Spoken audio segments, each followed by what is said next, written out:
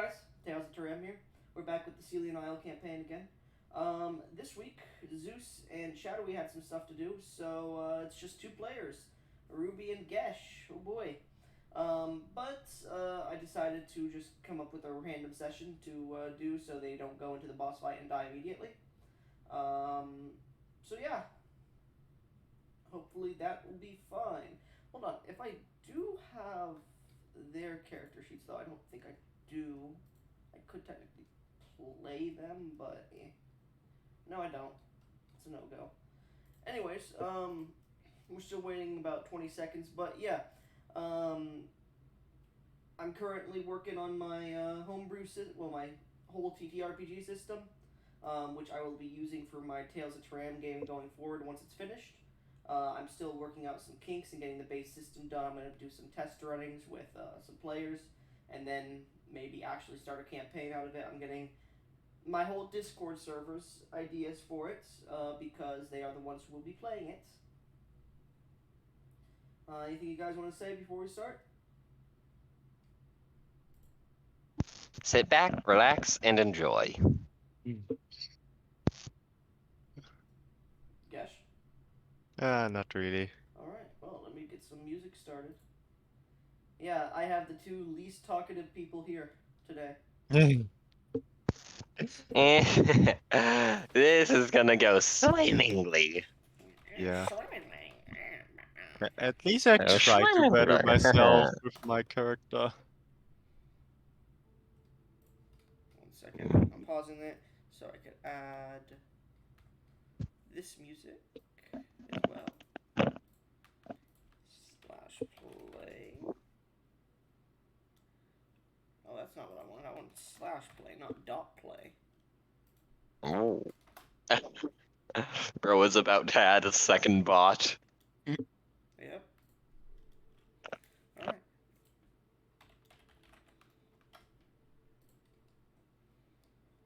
Go upwards and get this last song I want. I will definitely be skipping through the songs to get back to the first one because I'm just trying to get up here. Oh, this didn't go through. Fucking hell, I gotta go all the way up again.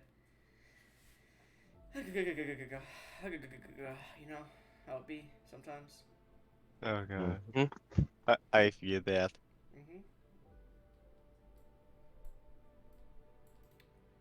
Copy slash play.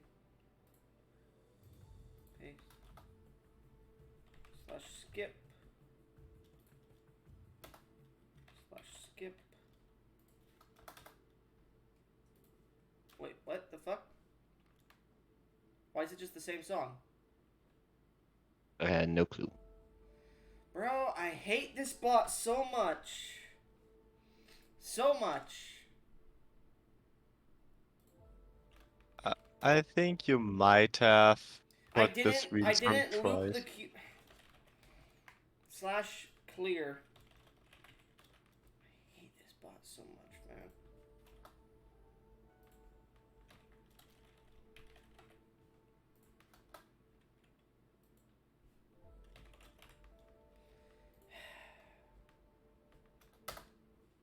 There we go. Fucking finally.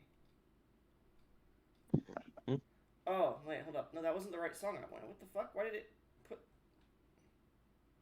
I swear I did this one too. Okay, cool. That's why it happened.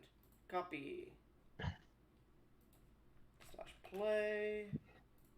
Not The that. usual fight, Goblin versus Viper. I hate Viper, bro. It's the worst fucking... It's the only bot that works, so I will say it's the best at the moment.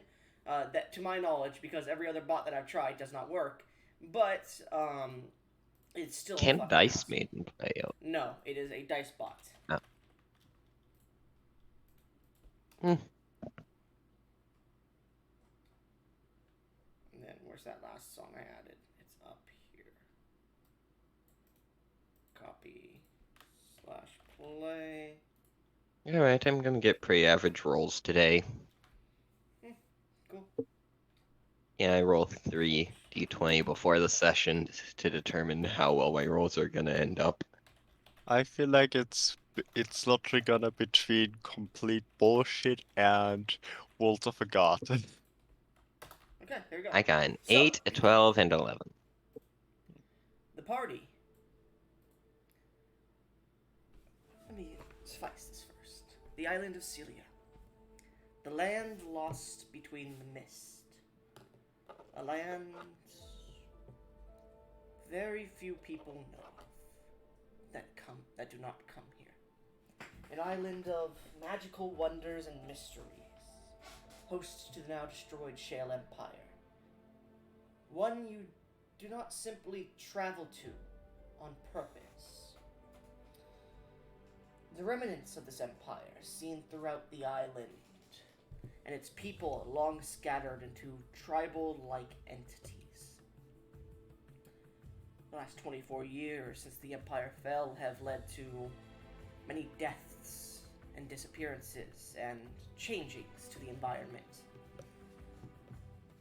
In this world, not but 1 month has passed since a grand, well, not a grand, but a localized scaled event called the Shattering, where the village known as Shardward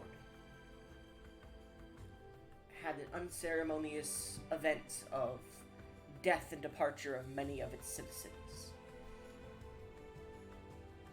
After such, the city began to rebuild with the help of its dryad guardian and the newly formed council of Shardward, headed by the unceremoniously made Lord Neral Steelfeather. During this month, the village has built up as it can, but has seemingly failed in its economic status and is on the verge of destruction. In these trying times, a few groups of people have made their way to Shardward. We've had a group of people meet up, involving Rael, the Sea Elf, and Arya, a previous member of the group of Neral's adventuring group.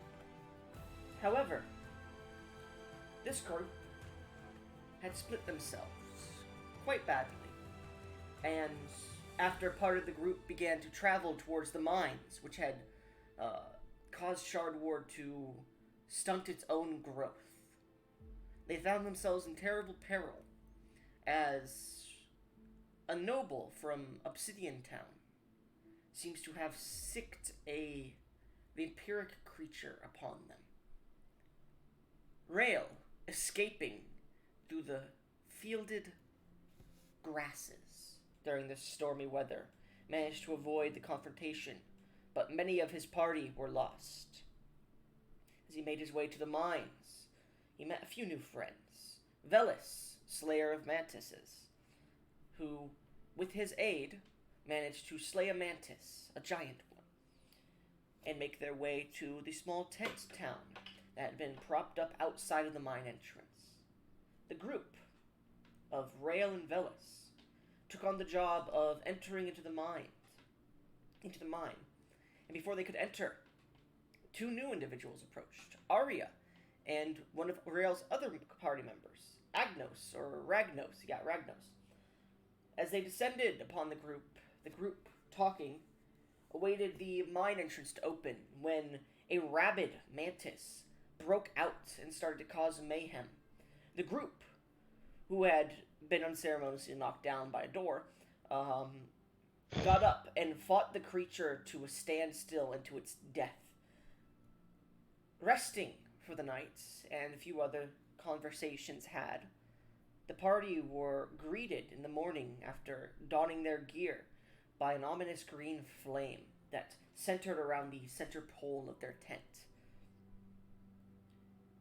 Speaking to this flame, a woman's voice rung out, calling them her champions of flame and ash, the embers of ambition.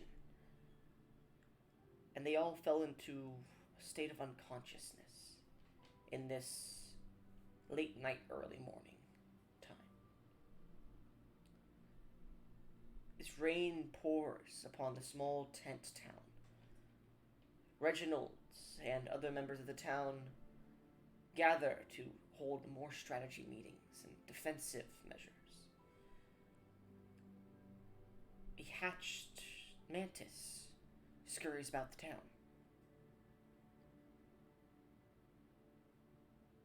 As small bits of rain hit the tents, sharp, we find ourselves staring at the four, or is it five? Four unconscious individuals in the tent. And our vision slowly pushes towards two of them. The sea elf and the dark elf, Arya and Rael. Arya, Rael. Hmm? Yes. You find yourselves in a darkened space, completely void of light. You see one another, but no one else.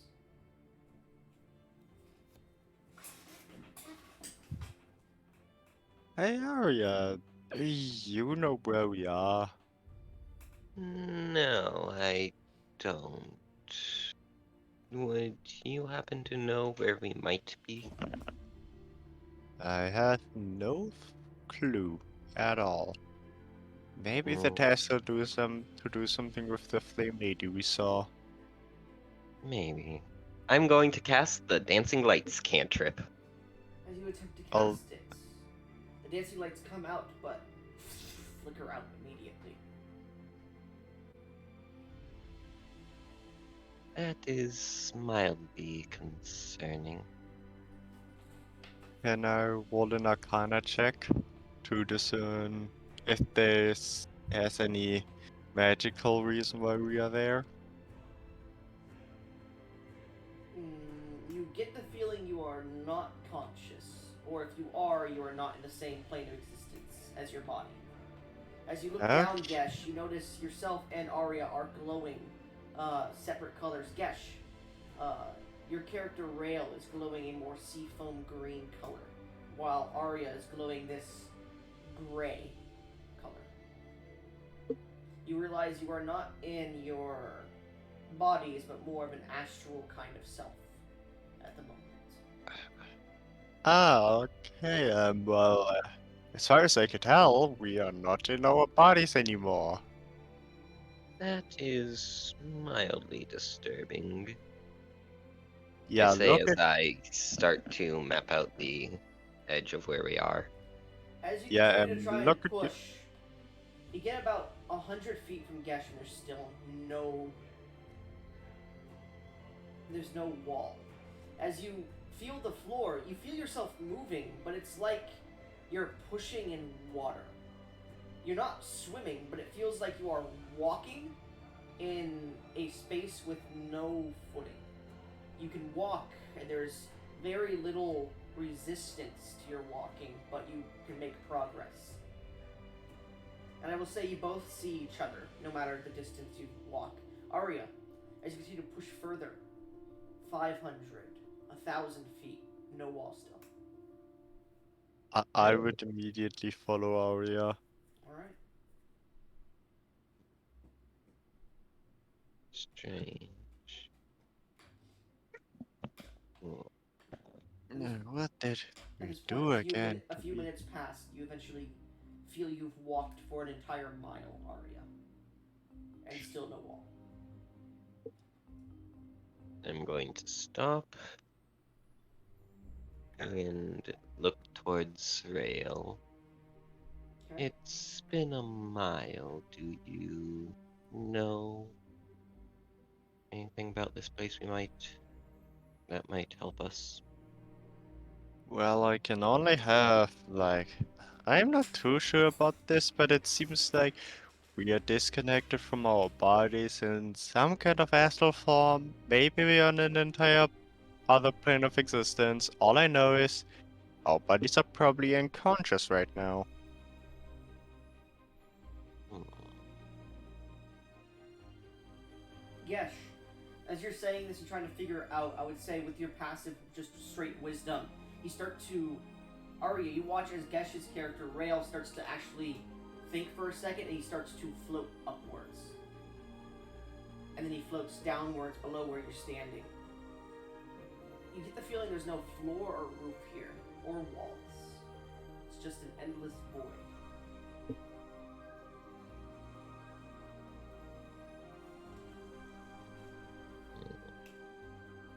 Well, at least we found that out pretty quickly.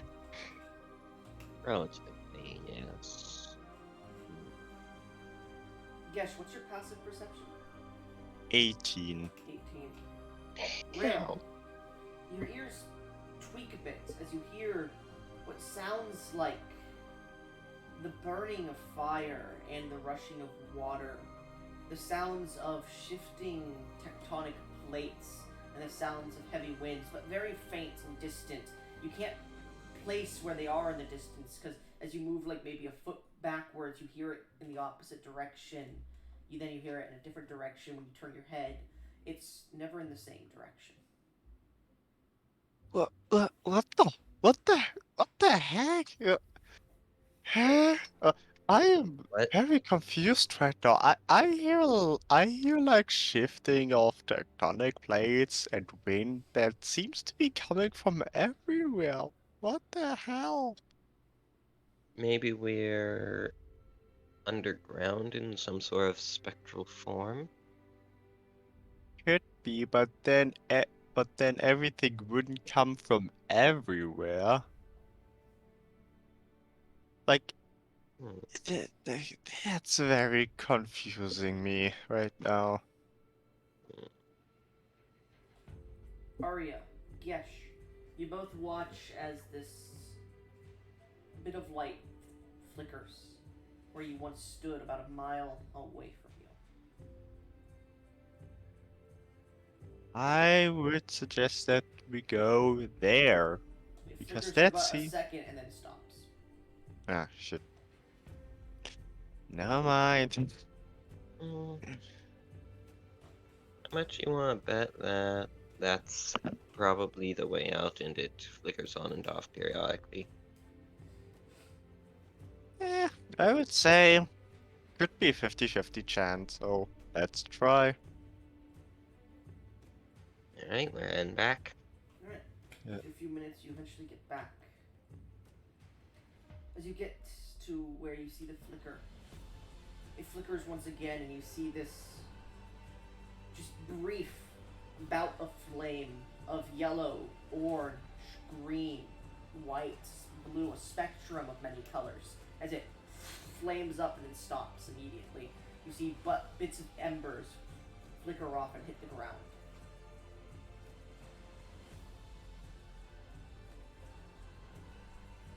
I will try to use control flames to expand the I said embers it to. flickers for a second and then goes out. Okay. I touch one of the embers. Do you not know what happens with an ember when it hits something? Right, I rapidly grab. loses heat and becomes invisible. Okay, Yeah. yeah. I grab Arya's wrist and I say, would say the embers "Don't are not use one the ember." solid color. Some of them are orange, some of them are yellow, some of them are purple. They are different colors entirely. This is not a singular flame. And I will say, Gesh, this is not. I would say, Gesh, this is not a natural flame. Like the natural world, your druidic knowledge, natural world does not create this flame, this type of flame. Usually, when you put a single element into the flame, it creates a single color, and you're not sure what kind of element would be put into a fire to create this kind of color, this kind of variety here. The sort of bismuth flame. It's just more of a multi-spectrum, bright colors of all the colors you could think of. They are Uh, glowing a more bright whitish color, but yeah. okay, So that yeah, I would say that's it would be similar to bismuth, yeah, that's but bright. definitely that's definitely not what color what fire is supposed to look like. I suspect more and more that this has somewhat to do with the flame lady we saw right It before flames up again and unconsciousness. goes out. Next time it flames up, I'm going to touch it. All right. I'd like both of you to make Mm. me just general This would be, yeah, this would be just a general wisdom check. Alright, that's +2 for nat 1. Oh god. 22. The druid with fire, of course. So as you're watching this Gesh, you've watched it from a distance, and you know that it flames up maybe every minute or two. Meanwhile, Arya here.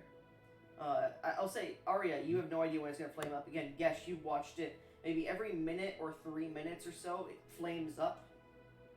It's within a minute to 3, and every time it flames up, it gets just a little bit taller. Actually, no, sorry, it wouldn't get taller. It's starting to get a little bit smaller with each time. You get the feeling in the next hour, it'll probably be the size of your fingernail. And right now, it's like the size of your lower body, like about 3 feet. Okay, we will Okay, so I'm not sure if you noticed, but this flame goes up around every 1 to 3 minutes and it gets smaller each time, so within an hour it's fingernail size, so I think we should do something about it. Do you have any idea what we could do? No, but next time it flares up, I'm going to touch it to see what happens. That does seem like a smart idea. But I'm intrigued by the idea, so I'm gonna do the same. So, you guys wait for it to flare up? Yep. Yes. It flares up, and in that moment, you both touch it. Yes. Both of Yes. you roll me, this would be intelligence saving throws, please. Actually, no, this would be charisma. My bad. Charisma. That's worse. Okay. That's also worse for me. Don't worry. Grand total of 6. Okay. Natural 20 for 22. Okay. Okay. Oh god. So, Gesh, you stick your hand in, and this warmth hits you. I'll get to you actually in a second. Arya, as you stick your hand in, you feel the warmth hit you, and you watch as your entire ethereal form begins to get astral form. Begins to become encoded all the way up to your elbow. This flame is reaching and grabbing up to you as the flame goes out, and you just it's burning. You take, how much health do you have in total? 52. You take 40 points of divine fire damage. Sorry, no, technically it's psychic slash fire. As it burns you, you can feel the fire is still burning it, and you can see your astral form is slowly getting smaller and smaller between the flames. What are you doing? Your arm's on fire. You have one turn. One full turn. I'm pulling it out and attempting to The fire disappeared already. It's stuck on your arm now. It's burning your arm. What remains there? You basically just gave this fire more source to burn outside of itself. I'm going to attempt to put it out. Okay, how?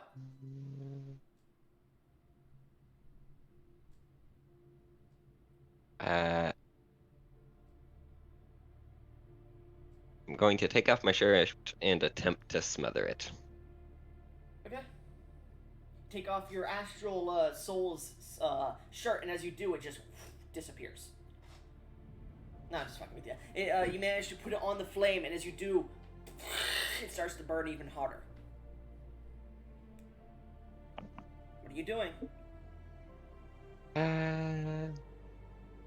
Wait. Do I have any of the weapons from my... Do I have any of my weapons? You do.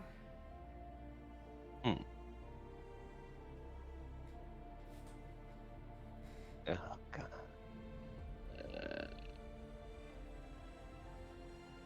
I could... Can I just cut that part of the arm off? Alright.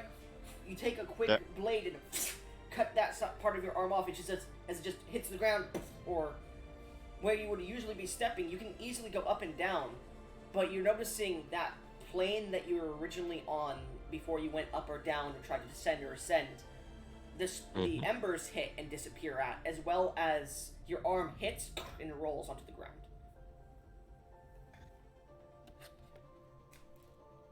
Yeah, no. As it begins to burn and burn, you watch as the arm slowly disappears, and the flame that was there grows and then starts to shrink even more into a small bit of embers before being put out. I will say, at this point, go back to Gesh. Gesh, as you had put your arm into the embers, or the flame seemed to almost very slowly start moving for you.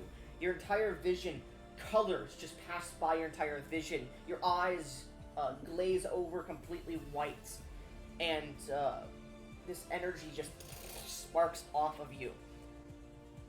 Gesh, I need you to roll me an intelligence saving throw now, or a wisdom saving throw. Either one. I think it's an obvious choice here for me. I don't know. Maybe it's not. 16. 16. Information begins to pass through your mind. Worlds, languages, peoples, different things. Hundreds, millions, billions, unknowable amounts of pieces of information start to pass into your mind. You start to keep a few of them. I will say, holding on to this information in your mind, you suffer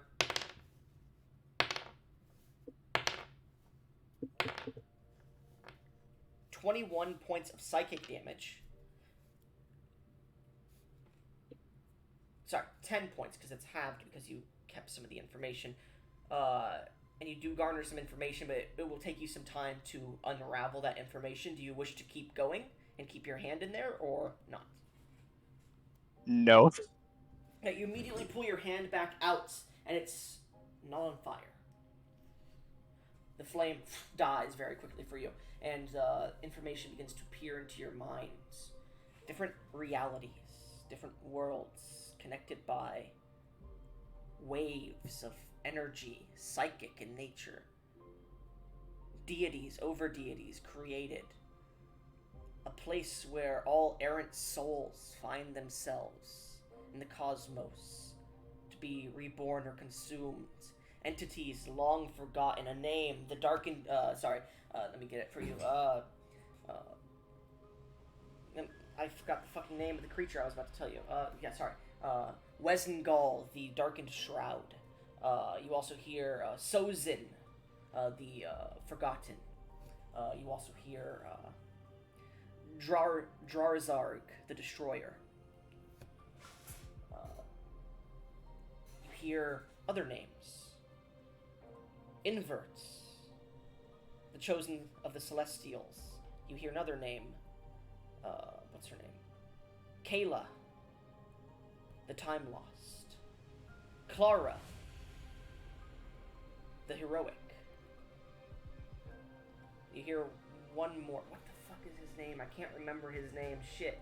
You also hear one more. What was his name? Shit. Sir Baronet Ryan Farrow of the Golden Ravine. Savior of the primordial flame. You don't get really much information on these individuals, you just know about them. Their names echo through your mind. Might still be useful. I will say this, is Rael from the island, or is he from another reality? He would be from another reality. Is he from Taram or another reality than that?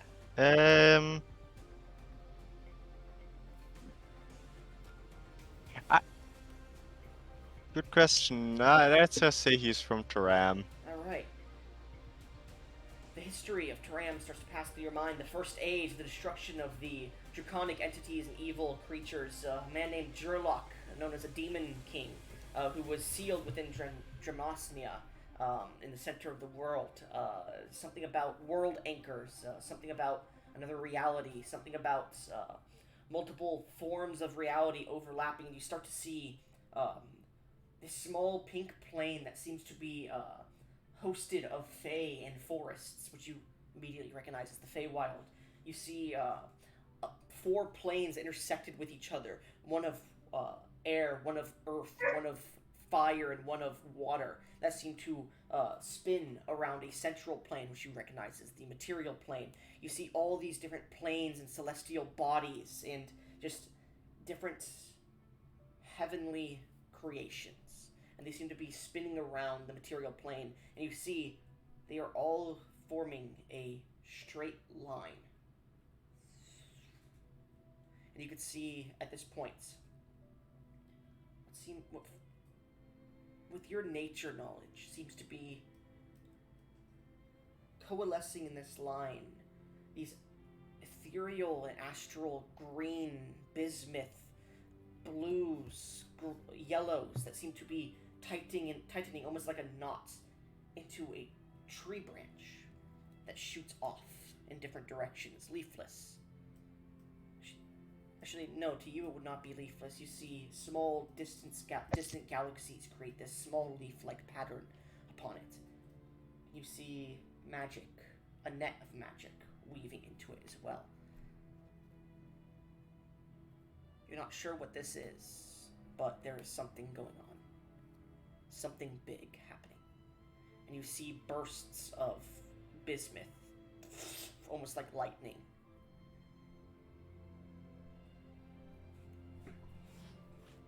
That's all. What? I will say this, however. You do hear that same female woman speaks to you. The flame grows weak. It hungers for a resource to burn. Feed it, my embers. Feed it with what? That's all you hear. Feed the flames. Anyways, you come out of this trance and see Arya just cut her arm off. Whale just face palms.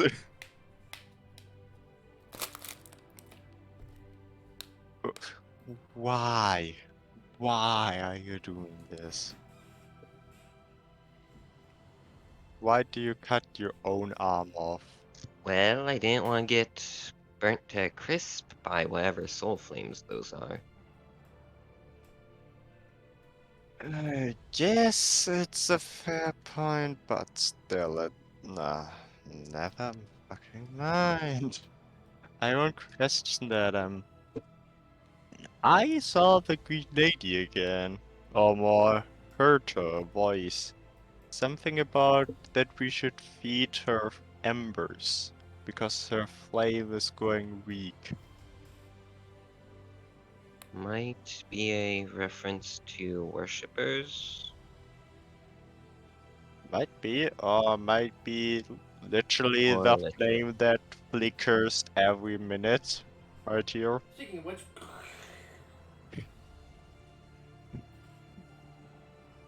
How big was it this time? Smaller than before we touched it? at this point, it seems to have remained the same size for this burst.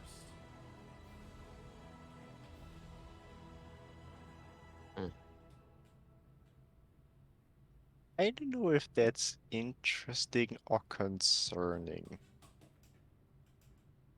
Considering that it probably took my arm as fuel, I am unsure what to think as well. So yeah, I saw a lot of shit, a few names, and I have the feeling something really damn big is going on right now in the universe. Well, Secured an event. big events do typically end up with at least one person from a face here, at least I've heard. Yeah, yeah, that will be very fun to go through. Hmm. Say, what was the knowledge that you said you got? Well, I only could hold bits and pieces for now. I need to sort my mind properly. But one very interesting thing that I saw was from my homeworld, specifically, I think, like all the celestial bodies and all the planes were forming a perfectly straight line. And I saw like a big branch with universes making a leaf-like pattern. That is strange, though. Arya, roll There, me. This one is gonna be a tough one. You probably need a natural 20. I'm gonna say this, even a natural 20 is the only way you're probably gonna succeed this. Roll me a nature or religion check. they're both a +2. Your choice, though. Nature, I will say this. Nature will get you less information, but it is a bit easier of a DC. And I'll you go. may not get proper information. I'll go with nature. Yeah, Mm-hmm. So 19. okay. So 19. You're not sure.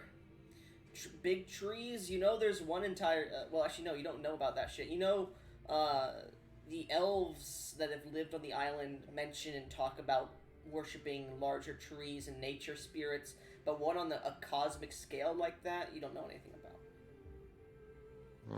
Don't know anything about a cosmic-sized tree, but I do know a few meditation techniques that will help you sort your mind faster. Yeah. Typically, envisioning it as a library with the incoming memories as new books that you sort and put away is one of the easiest ways to sort it. Interesting, right? I imagine my own knowledge as like a very big forest, and every tree represents knowledge A on a different specific. memory? Yes, but there are two types of trees, one about memories and then the other one about a specific knowledge. The fire stops bursting again. Hmm. Okay, this time, is this considered magical or non-magical flames? You get the feeling it's probably magical. Okay, I will try it anyways. I will try to control flames to make the fire expand, but away from us. As you push your hand towards this fire, roll me a spell casting check. So it's going to be your wisdom plus your. I always add proficiency, so it's basically a spell attack check. Okay. Can I use one of my uh guiding flame dice for him? Let me see what your guiding flame dice does again. Uh, Okay, I will wait with my roll. I will say at this point, your character technically does not have it at the moment. This is like directly after you were given the title, but you do not know about the ability just yet. Okay. So, Gesh, go ahead and roll. 22. Well, that's the third 22 in 4 rolls. So, as you push your hand out and summon your gnarled staff once again, and push your mind through it, jutting out this psychic force almost to equal what the flame was outputting when it pushed it into your mind. You push this forward, and as you do, this psychic force almost disrupts the flame as you see it burst forward. And as it does, sparks fly off of it and touch different points. And as this happens, the flame completely disappears as the embers begin to glow brightly. You watch as you take your staff back down and touch the floor with it. A ripple flies out. As it does, you begin to see the sparks, or the embers, are no longer embers. You see stars above, below, surrounding you. You see gash-like strains, and color becomes more apparent. As you are looking now directly in space, You look down, and the floor beneath you has now solidified into this almost reflecting pool kind of floor. As you take a step, it echoes. You see these long strands of bismuth in green colorations, forming this almost dome-like wooden structure above you, but out of energy. And you see, directly below you, this plane, this disc-like shape. Upon it, a large mountainous region in its center, plains and deserts. Arya, as you're looking down at this, you immediately recognize Ceilia, the Celian Isle. You see pathways of bismuth and green energies off of its 8 directions: northeast, southwest, southeast, southwest, northeast, northwest, heading off into different directions. You see they spider web out, some going up, some going down, and they follow these large branches that go out of this small sphere of wood-like energy that I mentioned before, the bird cage.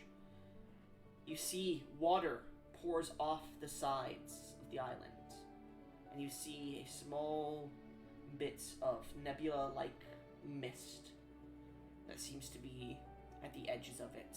You see beneath this area, this Celian Isle, is nothing besides a large pit spreading out. You see, directly beneath the disc, mind you, is this large spike of rock, almost mirroring Ceilia from the Ceilia above. You guys see small clouds of nebula passing by it. You see small other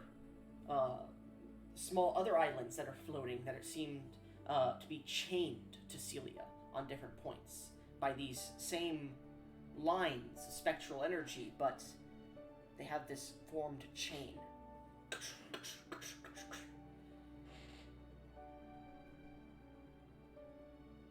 Maybe we could find these chains in the material world and follow them to the different islands. I think we're not pretty strong enough for that right now. Oh, I didn't mean anytime soon, but sometime in the future. You all feel Yes. this sudden... The hairs on your necks stand up. All your hair starts to push up, and you see this bismuth spark of lightning striking through your hairs. All of your hair now starts to stand up, and you feel this electrical, almost environmental, like... You feel like lightning's about to strike you, and you look up towards Ceilia, and you just see this burst of energy, bismuth in color, pass outwards from the island. I need both of you to make me either charisma, intelligence, or wisdom saving throws, please. Funny how that me trying to control flames that it didn't work, just teleported us to space and now safe. Intelligence. Okay. Wisdom. Oh, nat 20. Okay. 20 feet. What did you roll, Gesh? Wisdom. Yeah, but what did you roll in total? 23. 23. Okay. Gesh. You suffer. No damage, because technically you succeeded as well. So, as you both feel this energy pass over you, and you begin to feel your astral selves are being forced or torn from this plane, you can remain here, or follow whatever this energy strand is sending you to. I would This burst. suggest that we... Yeah, go on, Goblin. No, I said this burst because I said energy strand on accident. Yeah. I would suggest we should let us guide by this burst of energy. See on the other side as I give him a salute and fall back, letting the energy take me. Yes, Arya, both of you make me perception checks before you follow it. I didn't understand what you said, Ruby. I said make Perception me... checks. Yeah. I understand your part, Goblin, but I didn't understand what Ruby said. She said see you on the other side. Ah, okay. Yep. 16. Dirty 20. Dirty 20, okay. 16. Arya, as you're about to be pulled with this energy, you see something. You swear there is somebody on that version of Ceilia you see before you are pulled out. You feel a dark energy. Anyways, Yeah. you suddenly awake in a cold sweat on the floor of the tent, both of you. Your minds... Actually, before you awaken, you, Ruby, Arya, Mhm. you hear the words echoed once more in your minds. Give me 1 second to see your title here. Arya the Misguided.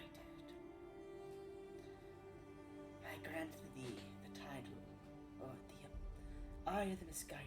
I grant thee guidance of flame. May the flame guide you and your allies to whatever destiny you seek. As you see, this woman appears in front of you in this dark space once more, and she reaches out and touches you on the chest directly. As you see the energy, this green flame swirls around her almost like a dragon before hitting you in the chest, and then you awaken. Gesh, Rayo, guardian of nature. Fire is natural, and it helps with the rebirthing of environments. May your sanctuary of flame protect protect your friends and your allies and rebirth the island of Ceilia anew. May these embers help you. She touches you on the head with a single finger, and you see this almost hawk of green flame hit into your face as you both awaken with the knowledge of how to use your new abilities from your titles. However, still in a cold sweat. I find it funny how my character is an elf of the sea, a druid of the forest, and has the ability Sanctuary of Fire. Well, yeah, fire is a natural thing. I know, It's but gotta my get Earth now. yeah, yeah, I need air. I'm gonna be an elementalist. Well, in my new game, I actually have a class that I'm making called Elementalist. Oh god, I'm gonna play that shit. Anyways, as you both awaken in some sort of a cold sweat, you have slept before, mind you. Just it's never ever came to you naturally unless you really tried hard. So whenever you wake up like that, it's very strange because you realize your entire mind had been just shut off at that point. It's like unlike normal humans where like you don't remember anything about you sleeping and like you can't most people can't wake up like without a large jostle to them. Yeah. Um, Elves wake up at elves don't quick. elves don't technically sleep.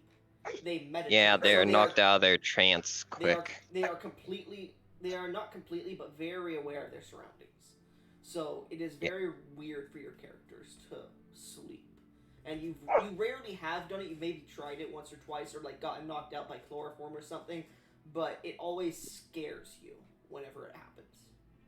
It's more of a scary feeling. Yeah. As you both awaken. That certainly was an interesting experience. Quite a Arya. strange thing. I'm Yeah. immediately gonna look to Arya's arm. Arya. Yeah? Your arm is missing. Oh god. Your right arm is gone. Shit. As you look down, there's no wound. Like, it's just completely, like, looking down, you could see the meat and bone where your arm continues from your elbow down is just missing. And it's just sealed over like a scar. No, it is, like, still open. Like, you can see the bone, the meat. It's like when you cut someone's arm off and it shows it in, like, an actual video. That's what it looks like. You can see the meat and sinew in the inside, but it's not, like, pulled and stretched like someone just cut your arm off. It's completely flat, like a piece of meat, basically. It's not bleeding? Nope.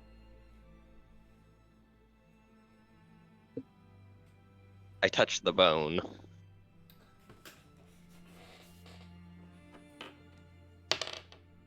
You take 10 points of damage, just straight damage, because it hurts like shit.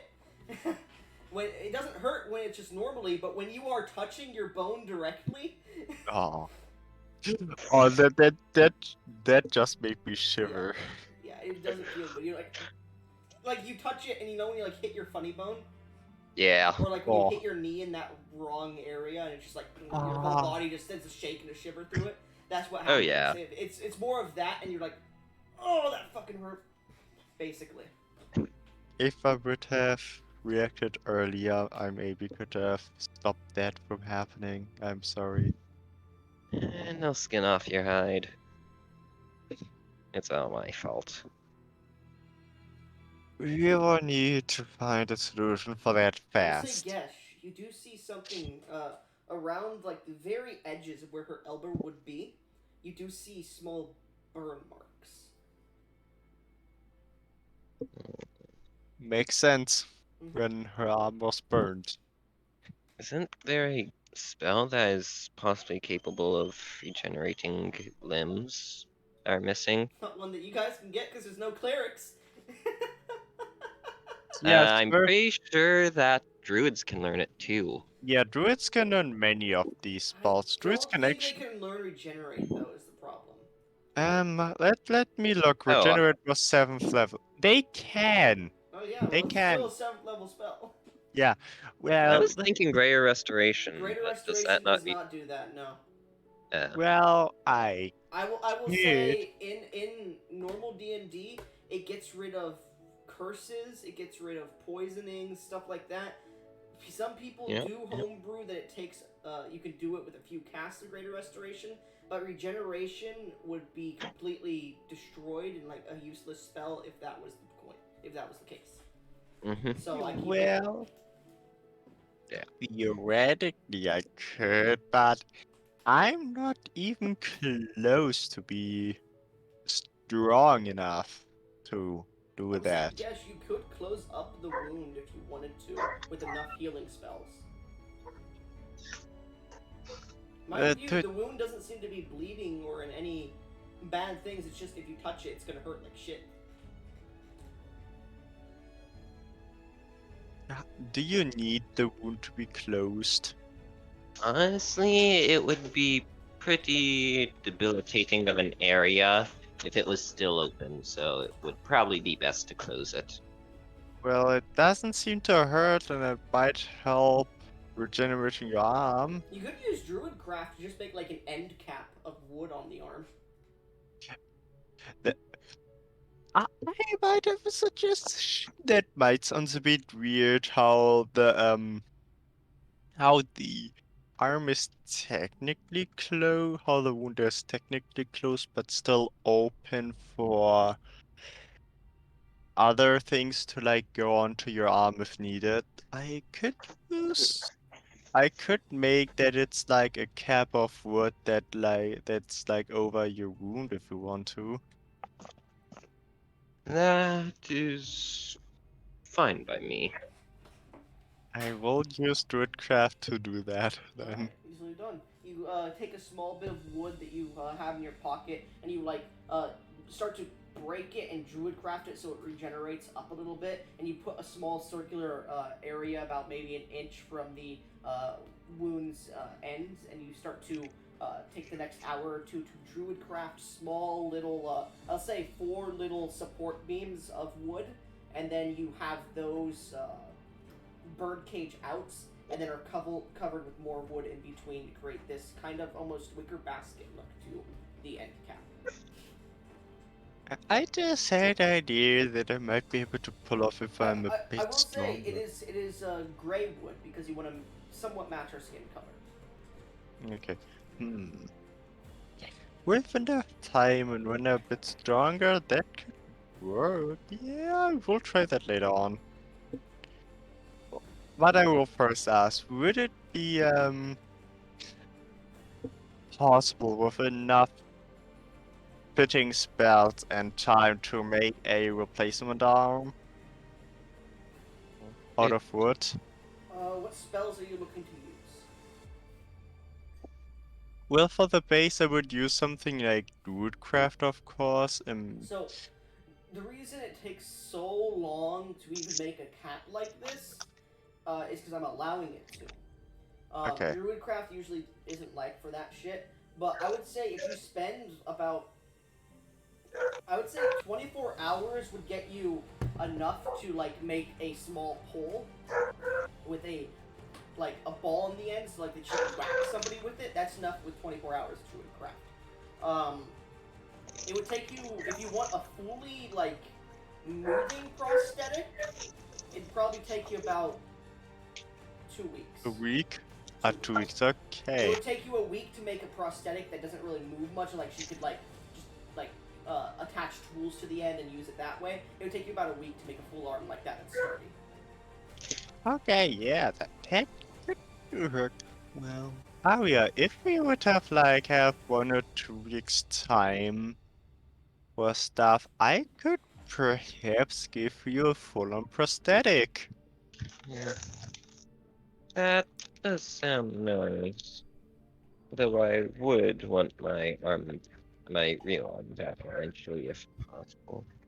Yeah, but for now we should make it that you even have something that could be called your right arm. As rain Fair continues to pour enough. against the No, canvas, thunder Well, strikes in the sky. how late is it? You guys went to sleep like around noon, maybe later, like around 3 or 4, I would say actually. So it's around midnight. You would read it or realize. Okay. So what are we gonna do now? Our friends do not seem to be awake now.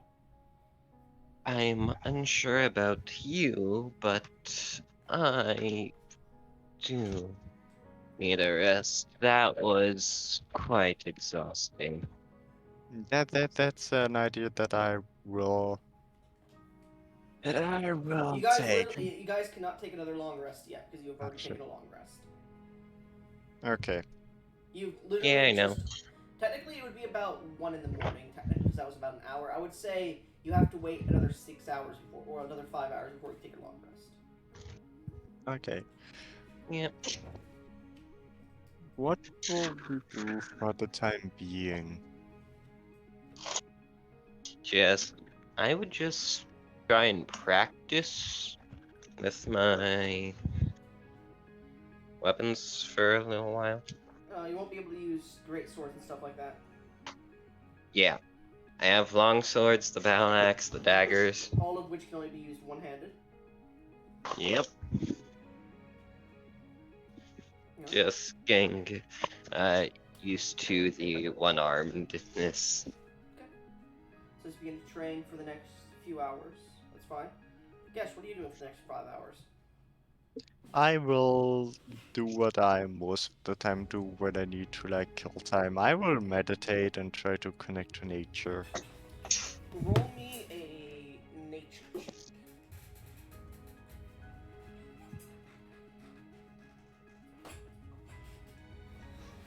Okay. 11. So, you begin to push out of the tent to find a good spot to begin meditating. You see a few fires that have been stoked for the night. Rain is hitting. It's starting to pour harder as it's hitting you sideways in the face. You find a large rock on one of the outskirts to sit on and begin to meditate on. As thunder and lightning strike. Roll me a wisdom check. Wisdom. Okay.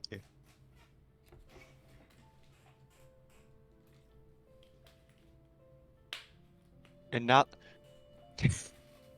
That's actually funny. Another 11, but reversed this time.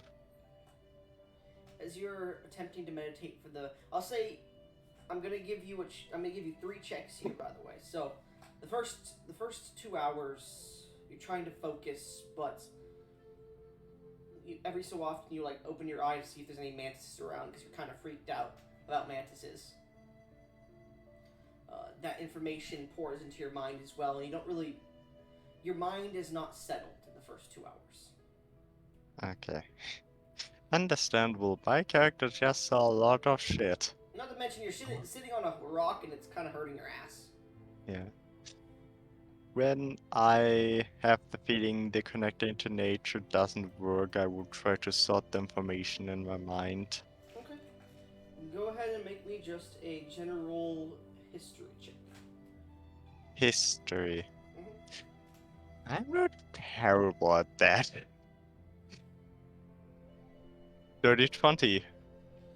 You do know about one of the names mentioned, though. Actually, maybe two of the names technically. Yeah, no, you know two of the names.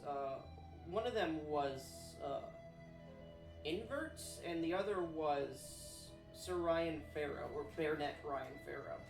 Um, you know, Sir Baronet Ryan Farrow is a baron who has, within the last 2-3 years of Taram's history, been awarded his title of baronet, and he has been given the lands near the Golden Ravine to lord over. He has made great strides during the Civil War in uniting a few of his people, a few of the peoples of Darath, and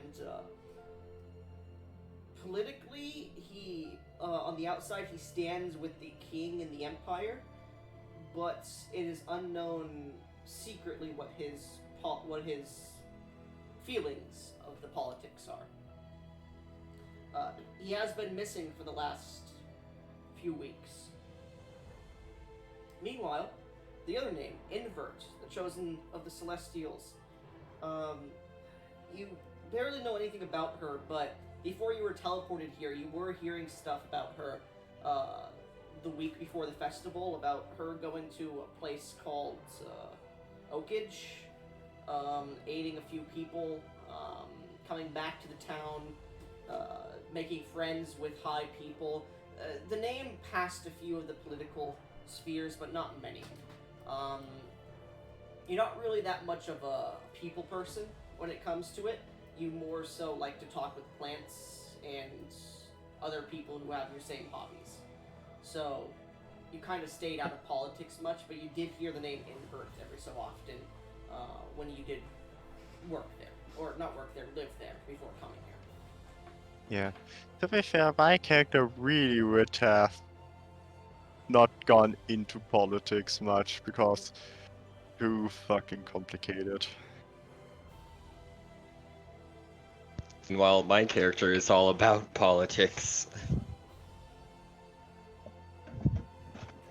Anyways, as you start to sort those in your mind,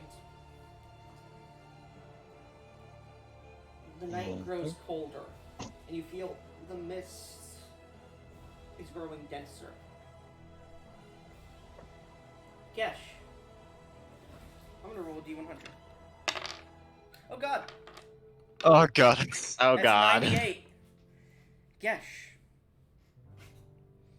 Fuck. you look up into the sky, and though it's foggy and cloudy, you swear you see a flash of that bismuth coloration in the sky.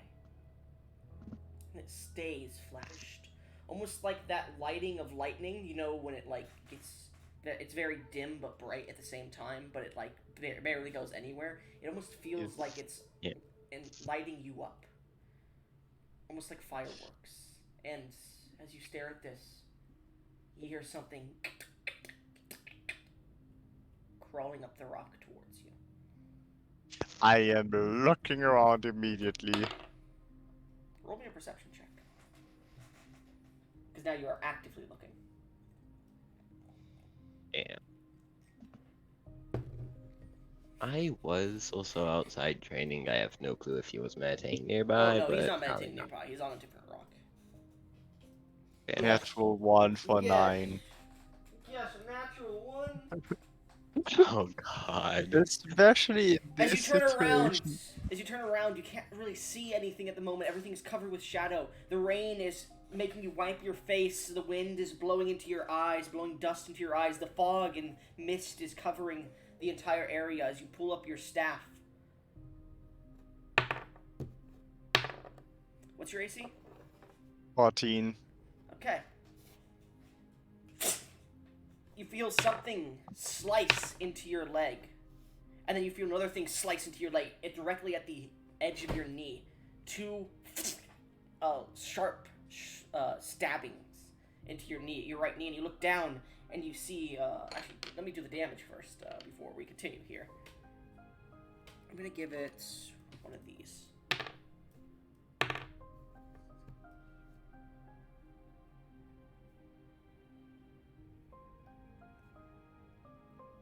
Wait a second. You take 10 points of slashing damage as you feel your knee tendon suddenly give out and you fall to one knee, and you look down directly and you see hanging onto the edge of this rock a tiny mantis. I need you to roll initiative. Bitch! And I'm just a ways away training. Yeah. Natural 20 for What the fuck, 21. Gesh? Alright. That's just the duality of Yeah. D&D. Roll Yeah. that one. You go first, immediate- but your movement speed is halved because your knee tendons have just been cut. Well, at least it wasn't his Achilles tendons rendering him I would say, prone. Gesh, it's not going to deal damage to you, but you could feel blood starting to pour out.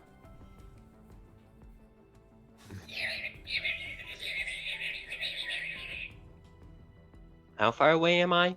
You're a good, 200 or so feet more. Okay, so I won't see him fall to the Yeah, ground. he was trying to find a small rock he could climb onto. He used one of the foundation rocks that's supporting the outside kind of protection barrier. But he didn't want to, do major league rock climbing, so he just went up one. Anyways, what are you doing? I am gonna immediately use Thunder Wave. Okay, that's a Constitution saving throw? Yes. Doesn't it make an echoing sound of thunder? Yes. How far? 300 feet. Well, Probably not. It's not going to be different than the fucking thunder that's striking in this rainy Yeah. weather. Fair enough. Yeah. Okay. So what was the save? That would be 16. Son of a bitch. Okay. One question: do you do meets it beats it in yes, that I case? always do that. My DC is 16. So go ahead and roll damage. It takes half of it. Son of a bitch! It saved exactly. It takes 2 damage. Is that halved already, or? Yes. Okay. So as you point down towards the rock, you slam your staff into the rock, and as you do, you bonk it on the head basically, and this thunderous cube explodes. As you see the rock beneath you crumbles as you fall about 30 feet, not 30 feet, 20 feet, onto rock shrapnel. I need you to make me an acrobatics check to have the damage. I didn't know it was that high up. I thought I was like at most 10 feet up. No, these are large rocks that use the barrier. Mm-hmm. Please. Oh Okay, god. that halves the damage. Oh you only god. suffer 6 reduced to 3 points of bludgeoning damage as you hit the ground onto a bit of shrapnel of rock and you push yourself off the ground. Ow. Without any movement being used. The creature got jettisoned down because the rock fell in and it gets back up. It is looking pretty injured. Anyways, does that end your turn? Yes. Alright, it's going to leap, and I need you to make me an acrobatics or athletics check, please. I'm gonna go with acrobatics again. 19. Okay. So it leaps and tries to land on your face, but you manage to dodge out of the way, and it grabs onto your staff, takes a swipe at your neck. It's cocked, but it's... damn it. Okay, it's even better, though. Cool. So, yeah, what's your AC again? 14. Okay. That is a critical hit. Oh god. If this is gonna be me dying right now, And then it's... I'm gonna rage. Actually, no, he If uses his first attack. Yeah, never mind. So it jumps up, misses, it strikes and slashes through your neck as it falls down to the ground, dealing 12 points of slashing damage to you. You're unconscious. Mm-hmm. Oh god. As it slashes, blood spurts out. I'm gonna roll a perception check for the camp that you're at. Okay. You cannot. Of course I rolled a natural 20. You gotta be fucking kidding me. So, Oh god. as your neck starts to bleed and you go, can't really talk, and your vision is starting to turn red and black at the same time. Everything's going double, triple, quadruple. You watch as a few elves come walking up, see the rock exploded, see you holding onto your throat, and go, the fuck? And they start to pull out their bows. They got an attack! And they 3 arrows at the creature. All miss. Oh god. As it dodges out of the way and skitters into the mist, disappearing. As you fall to the ground, fall to your knees, holding through your throat. As you begin to go unconscious. That's now it's personal with that little fucking piece of shit. He's just gonna You gotta toy with realize, us the yes, entire campaign. You were off on your own, Fair point. outside of the camp, basically. On its fortification wall. The fucker is a small little piece of shit. It's gonna hunt you if you're by yourself. I know. Okay. But it's a small piece of shit because it critted me. Just imagine what it would have done if it would have jumped on my face. Ah. How much health did you have, by the way? He lost Before- 10 from the flame, and then that's why he was running off. And Yeah, then you lost damage from the creature hitting it before. When it Yeah, damaged.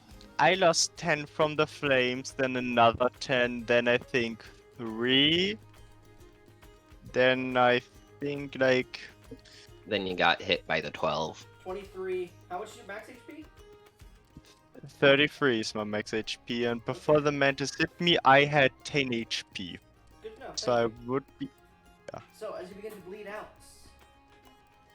people become over to you and they start to try and wrap your wounds, making a death save before they get to you. A Wait, death what? death. Okay. I have heard they're shouting. Not yet. Well, Okay. 12. Okay, you succeed. That's one success. At this point, one of the elves goes running into town. Arya, running past you, see an elf run past you, screaming, "Medic!" Or this elven lad go, "Medic! Medic! Medic!" I just rushed the way he came. He's just covered in blood. Anyway, so as you rush that direction, you eventually push out and you see your ally, Rail, on the ground, his neck bleeding profusely. You see a few elves trying to fix the neck wound, and you see a large rock has been destroyed. I'm gonna use my 5 lay on hands points to give him 5 So HP. you push people out of the way. Get out of my way! Get out! And you just send a pulse of energy through his body. Well, you only have 5? I thought you were level 2 paladin.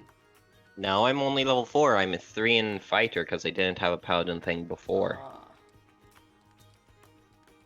I see. You didn't. Well, no. I allowed you to say you could take paladin during that month-long. Remember? But you never said you changed. So. No. I asked about paladin, but you said that I didn't have a paladin thing. That reliquary you found in the opposite town, the other town that was destroyed. The whole I am an reliquary. Yeah. Idiot. I assumed you didn't take it because you wanted to get a certain fighter level before taking paladin. I am an utter buffoon. You are. everyone here That's is. back in Shardward though, and it's under Neral's keep at the moment. Yeah, Ruby, you need to remember one thing: everyone on the server is a buffoon. Not me. I'm Yeah. fucking smart. When it comes to some games, I'm good. When it comes to others, I'm not. Anyways, So, as you push past and begin to heal him, the neck wound begins to close up just a little bit. You notice this green flame closes the wound.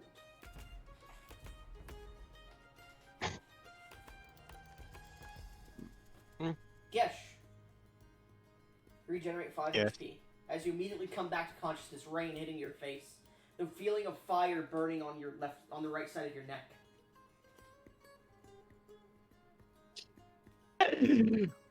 Ah.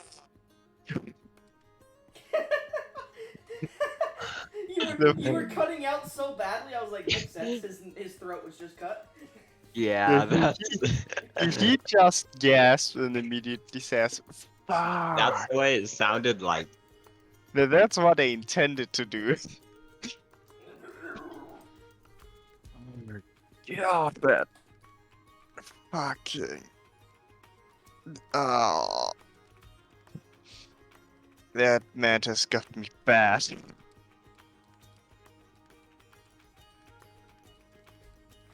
Few of the No, elders to my- speaking in Elven, you both understand. It's like, he's good. Someone go tell Jimmy we no longer need the medic. And then one of them slaps you on the face. What happened to you? What was that tiny creature? That was a little mantis. And although it's very small, Mind you, it- the mantis is not the size of a praying mantis. The small one you just saw was probably the size of a human child.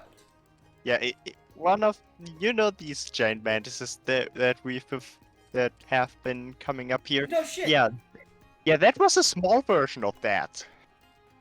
Well, good thing you're okay. So one of the eggs hatched. Yes. Well, it could have just been a different mantis that gave birth, but yeah.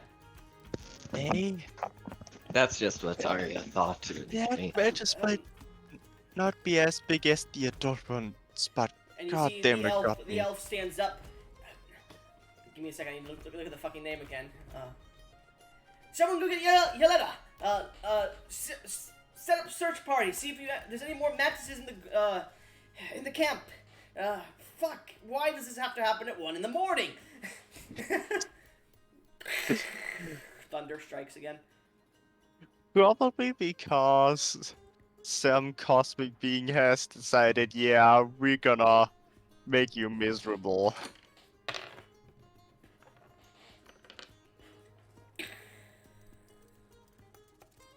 At this point, the elves Maybe. start to rush around doing what they need to do.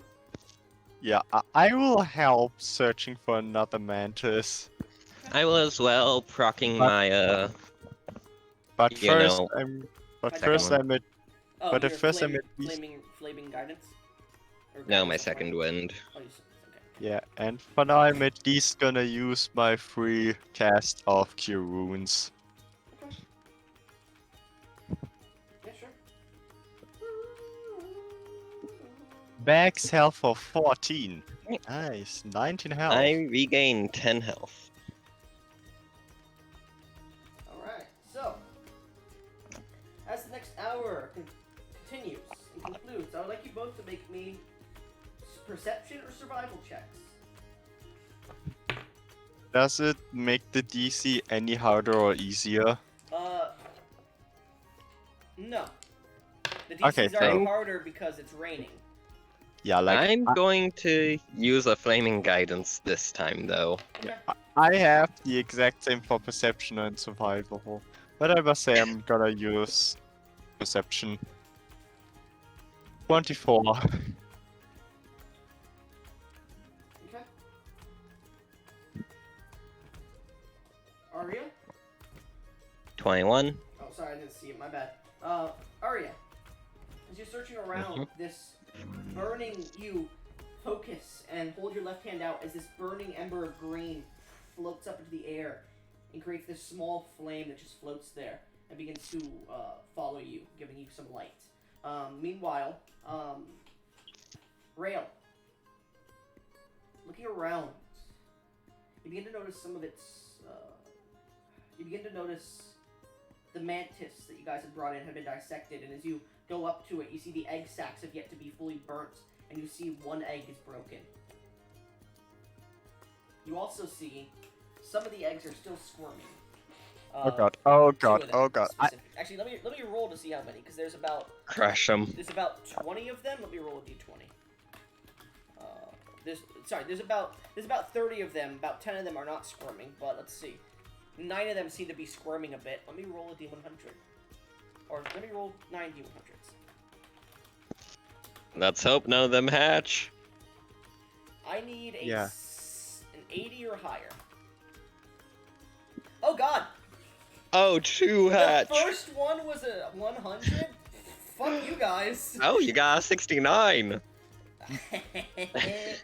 Anyways, Nice. so, yes, as you begin to approach, you see one of them is starting to push further, and you can see a single claw is starting to rip through. One of its scythe-like claws is starting to rip through, and it's trying to push its way out, but it's not out yet.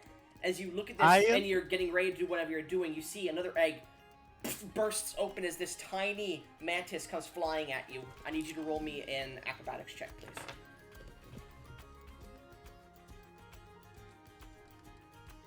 17. 17. Okay. Sure, yeah, 17. You managed to dodge out of the way. The mantis... Actually, sorry. I'm trying to think here. How would these mantises react? Because they are hostile when they're older. But they just hatched, so maybe they see him as a parent. I'll say this. One of them is already, like, crawled out and sees you, and is ready to attack you as it jumps at you. Managed to dodge out of the way. Roll me initiative. And I am not included in this again. Alright, you're like, looking around, you don't see anything, and you see Gesh dodge out of the way of something maybe like 70 feet from you. 11. Alright, the creature turns around quickly and swipes at your ankle. That misses. Actually, no, that wasn't miss, I'm sorry. That hits. And that misses, though. So, as it swipes, it hits once, and then goes for a second strike, and you pull your foot out of the way, as it deals 7 points of slashing damage to you. Slashes. And gets ready for another round. What are you doing? Wait a second, I am being so pissed about my luck right now. Yeah, well, I'm gonna use Chill Touch on it immediately. Alright. You cast the spell, go ahead and make an attack roll.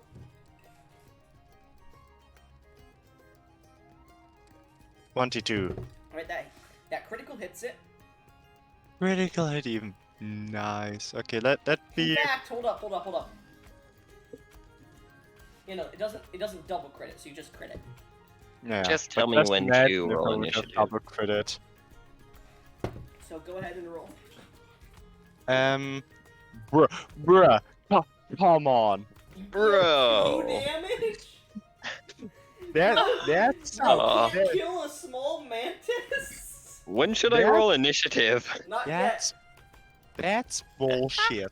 Yeah, that's straight up So, bullshit. as you cast it, it's more of a, you're Damage. casting it, like, you don't see exactly where it is, you just cast it out of the corner of your eye, so it just barely, like, the skeletal hand, Raises it. The frost-bitten hand reaches out and just grazes its side, as you see the side of its face is suddenly, its chitin is suddenly cracked with the cold energy as the frost hand disappears.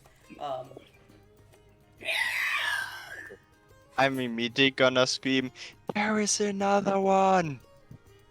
Alright, Arya, roll initiative. And then, at this point, because you have now technically reinitiated initiative by adding other people into it, I'm going to have you roll again, Gesh. Dirty 20. Thanks. Unless it comes to my detriment. Oh god, I'm sorry. It is Arya first. Arya! You see maybe 70 feet from you this creature, and you hear Gesh, there's another one! Oh, I just fucking splashed myself with soda in the eye. Hold up, give me a second. Oh god. I have a straw in my soda, and I moved it and, like, changed its alignment in the air, and it just splashed directly out of the straw into my eye. Damn. I know what. I would have used my action to dash 60 feet forward, bonus action to summon my Echo next to it. As you summon it about 10 feet in front of you, you once again feel everything time slows, and you feel this sudden cold energy hit you, this flame, and you see a green flaming circle appears on the ground.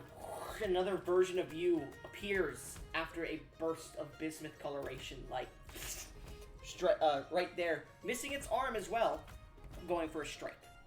Okay, I have to say that's an awesome flavor for Echo Knight. Oh yeah. Anyways, so are you going to use... Oh wait, you can't use Unleash Incarnation right now, can you? Yeah, no. That sucks. Alright. Not yet. So as it's getting ready to strike, you just see appearing in front of you, Gesh, or Rail, is Arya. Anyways, the creature still has its eyes set on its prey, and it's going to attack Gesh. I rolled, just so you're aware, it rolled a 17. It was 10 or less, and it's going to go for the Echo Knight, 11 or higher, and it goes for Gesh. I know, I get it. Alright, so Gesh, as it sees you, it's now flanked. I'm going to give it disadvantage on this roll just because it's a small creature, it is newborn, and it is going for you specifically while it has another creature behind it that is threatening it.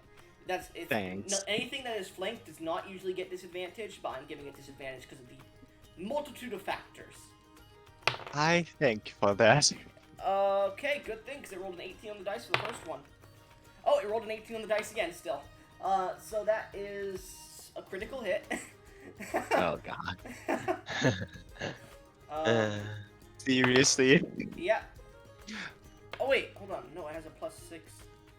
Oh, that first hit wouldn't have, like that hit on the other.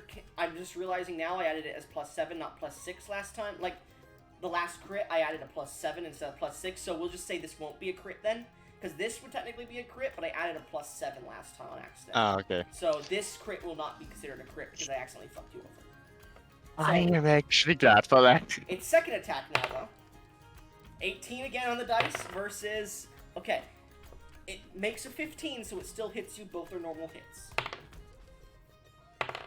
Okay, that's... Bro, your dice. What's wrong with your dice? You take 8 points of slashing damage. It strikes once again. One of them hits your injured knee, piercing into it. It uses that to thrust itself up and slash a slash across your face, which would have been a very deadly hit into your knee, like it dug deep, but you managed to put your staff in the way, and it carved through your staff into your knee instead, we'll say. Oh. It's like doing that like Emperor Palpatine attack where it like spins in the air like a fucking razor blade. Oh god. Oh yeah. And it lands directly on your shoulders, jumps off, and onto the opposite side of you. In a defensive position. Are you still standing? Yes. He had 5 health. Well, so you had 5 plus 14. You have like 1 health right now, don't you? No. I actually have a bit more. I have exactly 4 health. Oh. I had 19, then I took 7, then I took... Bro, this shouldn't be such a hard combat. Why am I rolling so well for this? Why? I have no clue. Why am I the one being fucked over? The one with literally the lowest AC? Bro, why am I rolling so high for these fuckers? It's gonna get to the boss fight next week, and he's gonna be rolling like 3s. Probably. That's how it usually goes. But Goblin, that goes to our benefit, so we No. won't die. No. Anyways, so as it slashes up you, Gesh, it lands on the opposite side of you, Rail, as you turn around to see this thing. What are you doing? Wait, so it moved 5 feet away from my Echo? Your Echo does not get a reactionary action. It is not. I can use my reaction to have my Echo attack instead. It did move away from it. Alright, so I do have my longsword out, so that's a 1d20 plus 5. Come on, you need to hit. I will be looking into making that class if you want me to. 24. Yeah, that's a critical hit. Alright, so just roll regular. Roll regular and we'll double And then double it. it. 8 plus. Yep.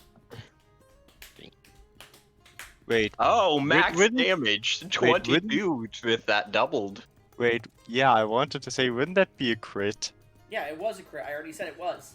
So, Oh, Yeah. Gesh, just Ariel, as imagine this it. creature rolls up you like a fucking saw blade and is in the middle of the air on the opposite side, you see Arya, or whatever this creature is in front of you that resembles Arya, suddenly a right arm grows out of this green fire as she pulls out her longsword and just seems to almost take a step towards you to strike you, and you're like, wait, and it just passes through you and sends a strike downwards as the creature lands on the ground and then just splits in two.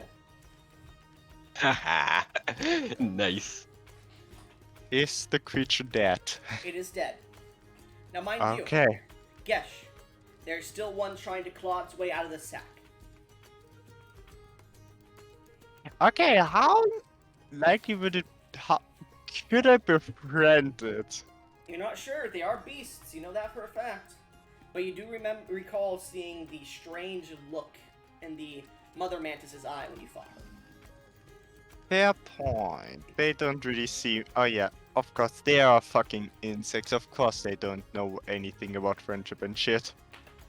You don't know, man. So You just know The that. power of friendship will I would not be say, with you. Talking to your group after the fight, they did mention there was something strange about the Mantis compared to the ones they had already battled before. It seemed almost infected. Yes. However, these Okay. small mantises, from what little light you have and gleaning on them, don't seem to have the same ailments. okay, I am gonna cast Speak with Animals on. And I'm gonna say to Aria, hold on for a second. Prepare to strike that other little mantis. I want to try something as I help the As you- mantis come out. As you talk to this echo, you say it and you just see the echo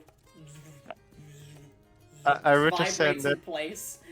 I would have said that to the real Aria, of Well, here's course. the thing. You saw Arya, and then you saw her just appear in front of you again, so you don't know which one is the real Arya. Except one of them is black and white and gray. Yeah. Then again, that's so the is the actual other one. colors. Yeah. Yeah. Well, fuck it. You Well, understood roll a D100. that. You say it to the echo. It just vibrates in front of you. You're like, that's not Arya. Arya still heard it, so. Yeah, Arya, you would still technically hear it, I guess, because of the echo.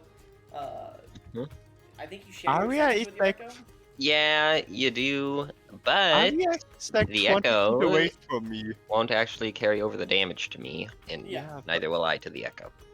Is Arya like 20 feet away from me? She's more about 10 feet from you. So she Yeah, would've- exactly. 10 would've- feet behind you. Yeah, she would have Yeah. heard that, but you're not directly talking to her. It's the problem. But yeah, anyways, as you say that, Arya, as he's speaking, there's this strange, not persuasiveness, but understanding to his words. Because, mind you, humanoids are still technically animals in nature. So, speak with animals. It doesn't really help against humanoids.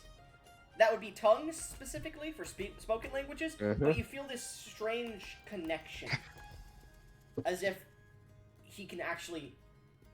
You feel this strange connection of insights, we'll say. In his language. This magical connection.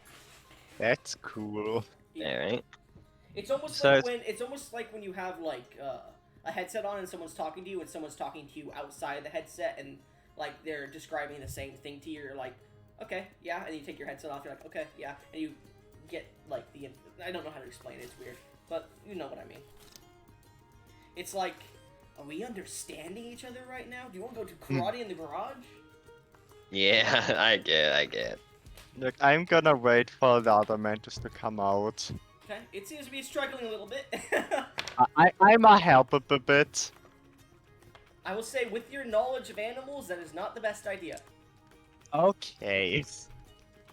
Yeah, sometimes trying to help is actually more harmful. Okay, I'm just waiting a bit. Alright. The creature, Arya, you get up at this point as your echo's standing there as well. You could hear a few elves and dwarves starting to rouse and getting ready to run towards where you guys are, but they're not in line of sight just yet.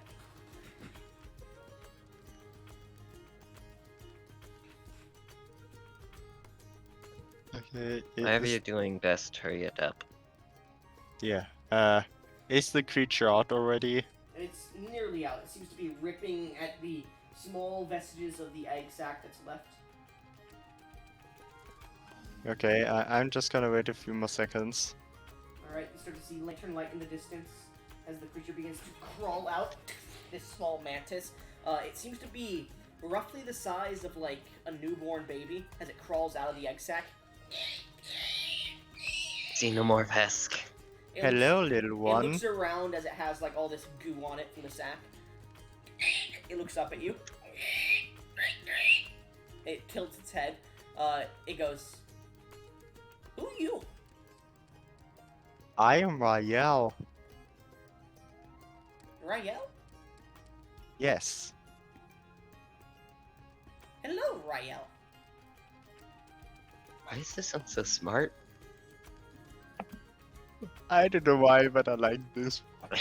Yes. Every time Give them a Goblin, pet. yeah, every time Goblin pulls out this voice, I just know it's gonna be something wholesome. Yeah. What? I Like, didn't know I had every- different voices with different fucking. yeah, I didn't know I had All of words the of power. animals you have, all Yeah, of the animals who have ended up as pets, you pulled that voice out. yeah, like you use that voice quite often, I and it's guess- always I guess I am a bard. I have tones of power. more or less. Nice. Yeah. Goblin, You're Bard IRL. you would be a mix between a you would be a bard, but with a lot of intelligence as well. So a bizzard. Or Yeah, you would no, be a technically, wizard. that's called a ward. A ward. Yeah, you would be one.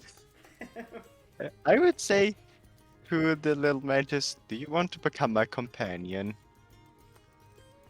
I give you food. Companion? Yes.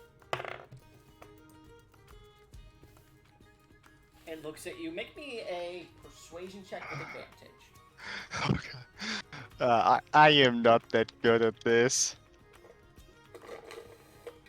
At Can't least I wait. get advantage. 15. Not bad. Arya, do you want to use your flaming guidance? Yes. By the way, Arya, this is the weirdest like scene you've seen. You just see the druid look down towards the creature, and the Rael goes,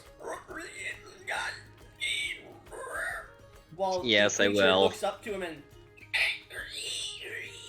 Okay, Yeah, I will. So go ahead and roll a That's d4. 2 of them down. Yep, go ahead and roll a d4, guys. Okay, D4. Mm-hmm. Come on. Give me the full 4. 4.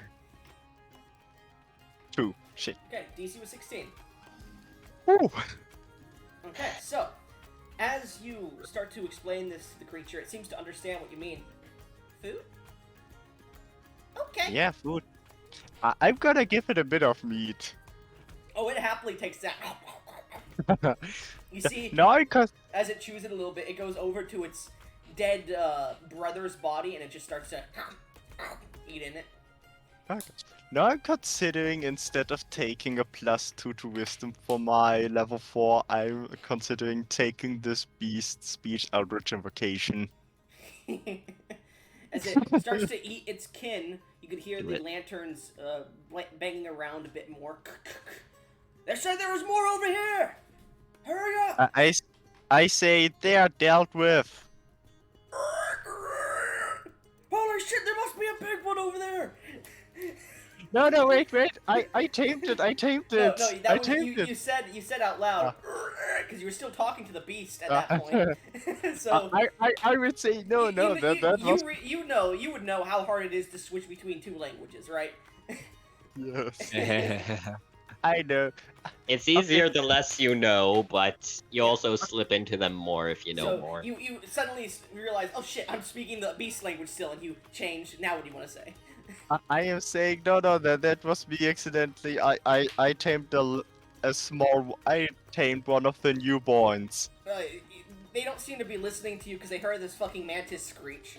I say that was me. That was me. as you say that, a few dwarves and elves start to get maybe 10 feet away from you, and they go, "What?" I have the power to speak with animals, and sometimes I have a little problem with changing languages accidentally. So you're bilingual? Says one of the elves. Oh, sorry, dwarves. Technically, I'm Quintuple. I know 5 languages, Oh well. but technically, yes. Good to know. He You're a looks- polyglot. the Yeah, I'm dwarf- a polyglot. The dwarf looks around for a second, holding a lantern. Huh. Looks like you dealt with a few of them. All right. If you find any more, let us know. We're still checking the surroundings. We're gonna burn that body very soon. We're just waiting for 11 Yeah. to wake up. All right.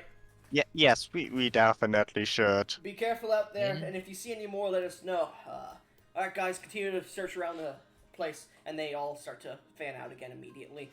There seems to be a heavy patrol going on because of the attack earlier. Okay. Mind you, they rolled a natural 1 on seeing the little guy. Oh, which they have instantly killed it. Most likely. Could I have make it Even clear if he that I didn't. tamed it? Well, here's the thing. The people weren't listening to you when they were approaching because they thought you were in danger, so they were just, like, rushing to your aid. So they didn't hear you So- say that you tamed it. You could try to talk to somebody, but you get the feeling tonight would not be the best time. Yeah, not tonight. I'm just gonna take it. It crawls up your leg onto your shoulder and just like holds the pieces of meat that have the carapace outside of it of its brother as it's starting to eat it. And mind you, its mandibles, unlike a normal praying mantis, which just like open up like a normal mouth, this one has 4 small like curved mandibles with a mouth that open up predator style. That's what the mandibles. Yeah. Yeah. And I made a reference to them hatching like xenomorph before as well. Yep. Oh god, I will find it funny if when I find the next like druid spot that I could just take the beats. Yes. You know what's funny? This is not What? the first mantis companion my party's had. Nice. Mind you, the other one may have been more of a sexual companionship. Ah. Yeah. With the, I But let's was not it go a over that. humanoid? Was it at least a humanoid mantis? It was a giant mantis from Pathfinder that mated with one of my human party members, and Osha, not Osha, it was Pedric, and then started to take on more of a humanoid form after it formed a kind of... It's more of a Bond with kind him. of thing. Yeah, it's more of a magical bond of sorts. But So yeah. at first it was bestiality. Mm-hmm. Still technically is, because it's still technically a giant mantis. But also Pedric's body started to change a bit too. So Well, yeah. Oh, that was the time that Clara the kobold sat on a pocket monkey and anal bored it. Oh Oh. god. No. Same session, yeah. No. Anyways, oh, let's stop talking about Look, this. yeah. You I'm just guys going. see, I'm not the one that makes everything sexual. I'm not. Yeah. I am not. Yeah, I know. I know, make it's my typically fair the share. players, I do it's my the fair share. players. I do my fair share, I'll say. But you guys do. Hey, I do that very rarely. No, you I just try let your and kinks stay be out away your from that. character. You just let your kinks. I be try and character. stay away from that. Yeah, me Anyway. as well. I try and keep it more wholesome. So as the creature crawls into your shoulder, Arya, your echo fades out.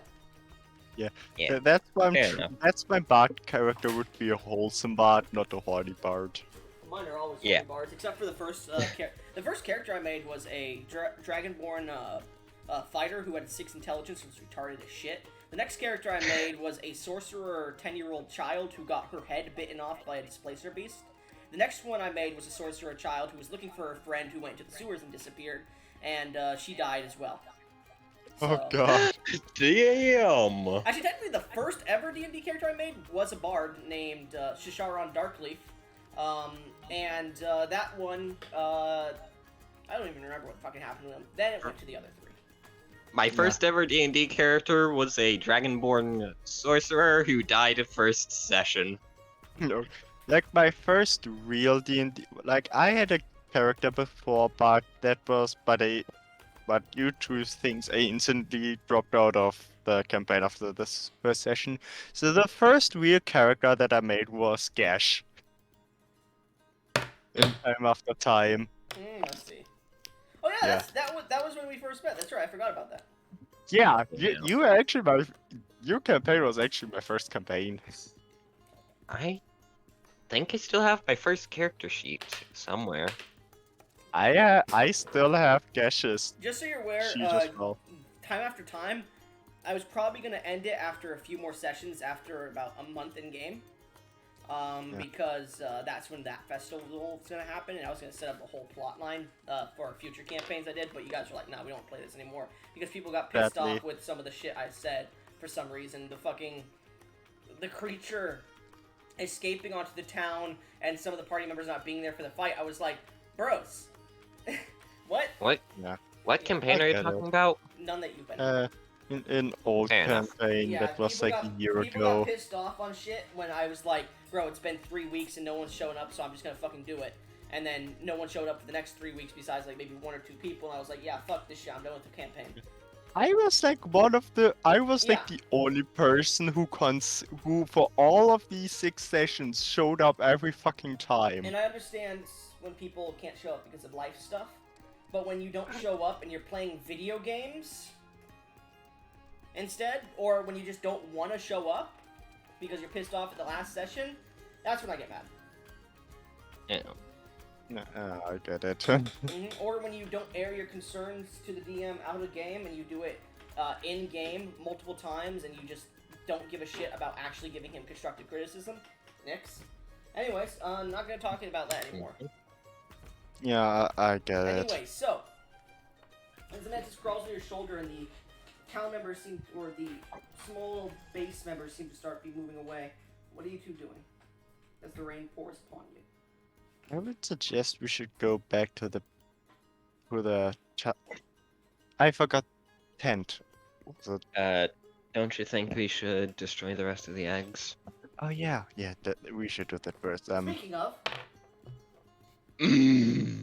Sir, another one Why do I hatches always right- remind you at the worst of times?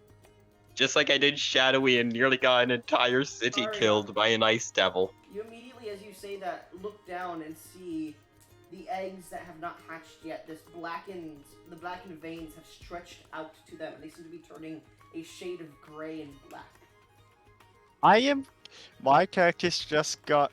I would say to Aria, step back a little, as I'm gonna step back as well. As I'm Yep. gonna point my step to this guy, like, make a down motion and cast Moonbeam on the corpse. Okay? The moonbeam Uh, hits On the eggs or the corpse? On the whole thing, Moonbeam is a 10 by 10. No, Ooh. 10 by 10. Okay. And I'm gonna make, like, that complete, Oh, not like... Witch Bolt, Moonbeam. Okay, my bad. I was like, is it Moonbeam? And I was thinking of Witch Bolt. My bad. yeah, Moonbeam. That big fuck off beam. Yeah. It Mhm. says it's a 5-foot radius, 10-foot diameter. Okay. 10 for diameter. Let's see. As I'm gonna cast it directly on the corpse until everything disintegrated within it. It's a 1-minute concentration. 1 minute? Yeah. It's really only 1 minute.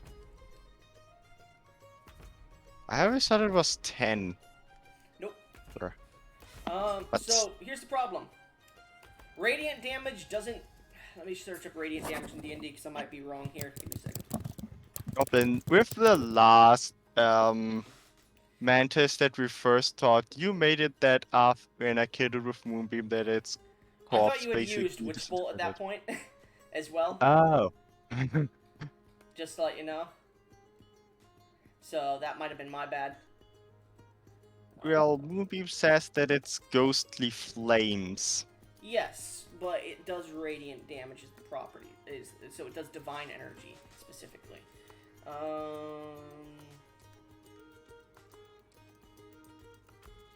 Wait, I do have flaming sphere. I'll say for this purpose we'll allow it, but I need to look up more about it later. Okay, Because it is understandable. radiant damage, so you create these searing flames that begin to burn the body. Both of you start to hear a cacophony of screams No, from I the feel bad. eggs, as well as almost air escaping the lungs of this mantis that hasn't been burnt just yet. No, I I get feel a out my bit bad. sword. I get out my sword in case any come charging out. Arya, as the flames become white and start to burn the body after the moonbeam ends, Mhm. you watch as Gesh suddenly shakes his head and goes catatonic for a second. Arya, you look, and in the flames you see bits of dark flame of purple and black as well create this small circle, and you see appearing out of the back of the mantis a familiar looking face, though you can't place it. Definitely someone you've seen in the kingdom before, staring at you. A human, a woman. And they just stare at you and smile and wave in familiarity to you before. I just stare back and tilt my Vanish. head questioningly.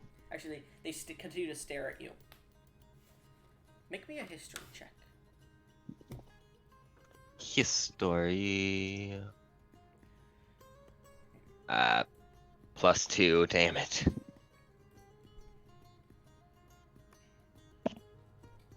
I'm going to use one of my guidance of You gotta use it things. before you roll. That's how guidance works. Did you roll yet? Unfortunately, I did before I just. If you No, want it's to just roll for- it with the flames, I'll allow you to re-roll it in the chat. Yep.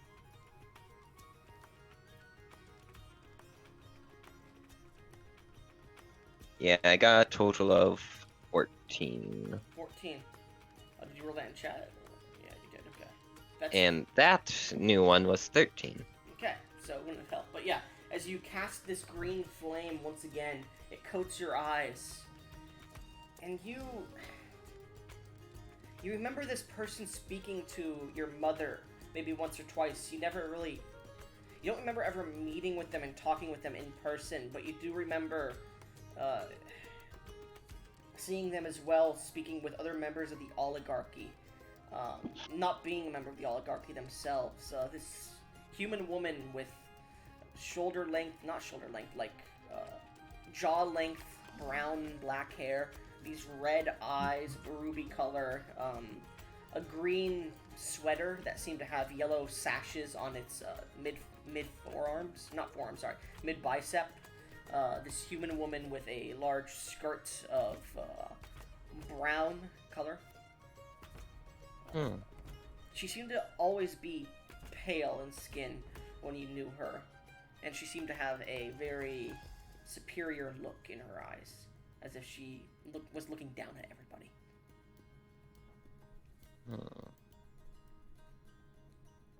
I will say, you do remember, what's his name? Ura speaking about this person.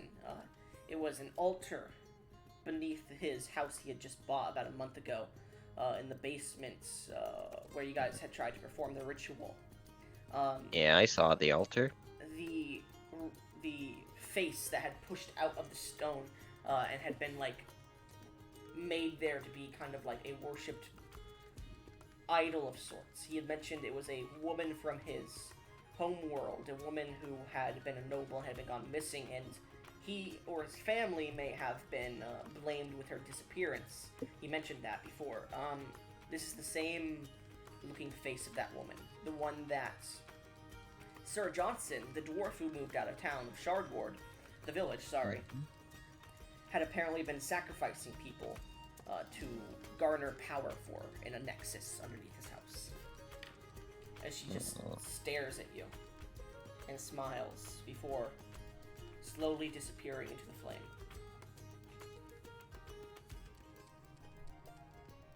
I just stare as she fades away. Still ready for anything to come flying out of the flames. And then there's Bunky. He's dead. Anyways, as this happens, Gesh comes back to.